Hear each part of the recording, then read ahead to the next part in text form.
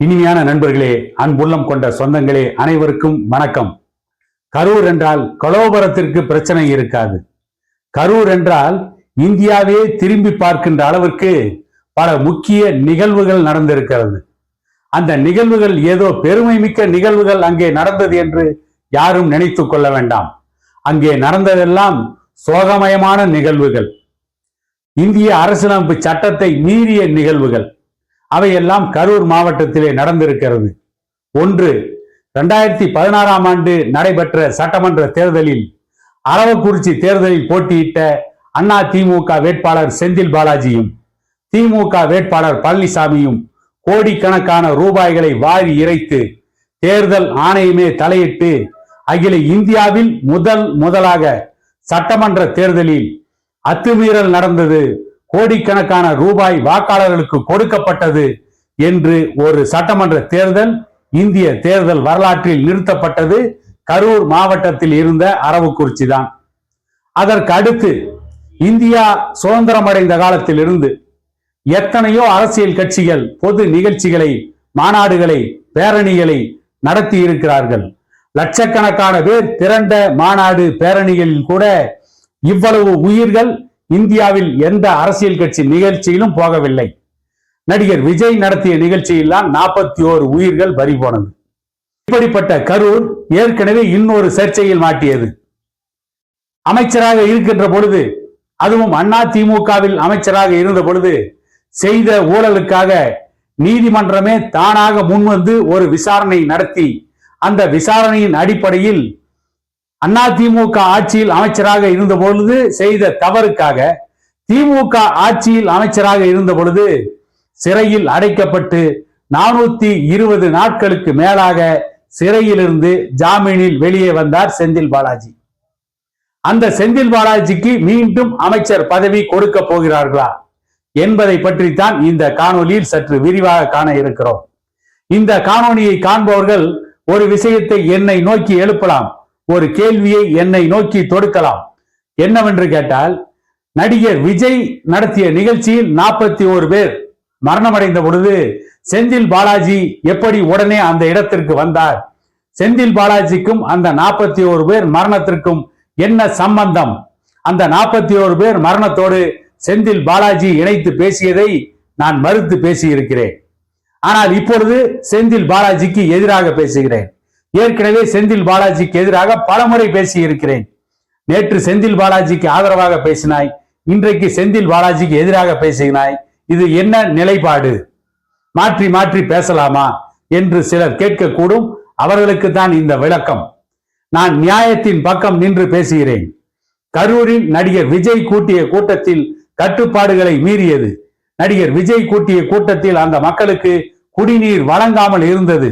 இவையெல்லாம் 41 உயிர் பலி போனதற்கு காரணம்.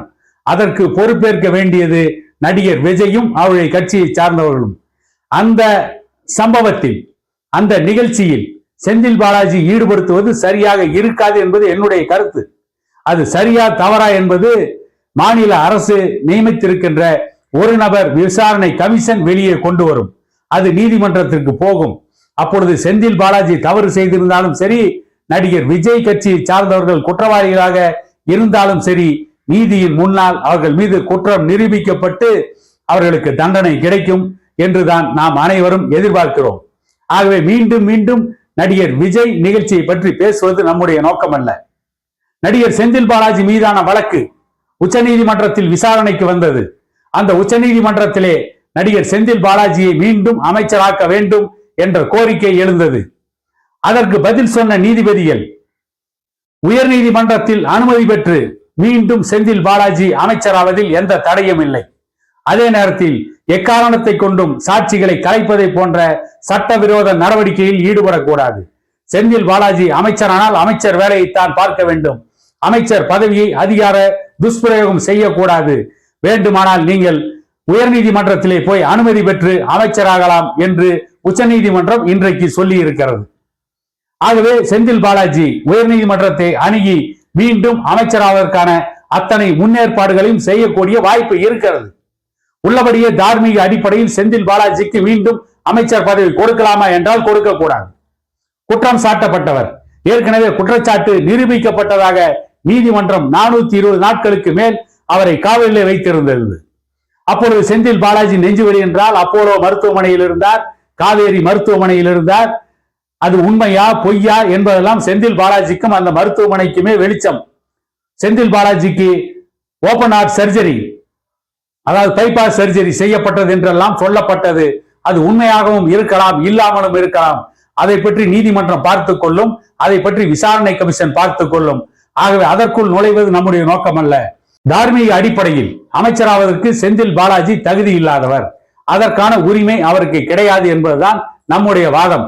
குற்றம் சாட்டப்பட்டவர் தான் குற்றவாளி இல்லை என்று நிரூபித்து விட்டு அதற்கு பிறகு வேண்டுமானால் அவர் அமைச்சராகட்டும், அதற்கு பிறகு அவரை திமுக அமைச்சரவையில் சேர்க்கட்டும். அதில் நமக்கு எந்த ஆட்சேபனையும் இல்லை, யாரும் ஆட்சேபிக்கவும் முடியாது. அதுவும் போக இன்னும் ஒரு 6 அல்லது 7 மாதங்கள் தான் அமைச்சராக இருக்க வேண்டும். அடுத்த தேர்தலில் யார் வெற்றி பெறுகிறார்களோ அவர்கள்தான் அமைச்சராக வர வேண்டும்.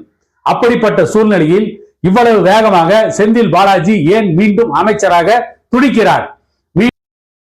மீண்டும் பல முறைகேடுகளில் செந்தில் பாலாஜி ஈடுபட நினைக்கிறாரா என்ற சந்தேகம் எழுகிறது.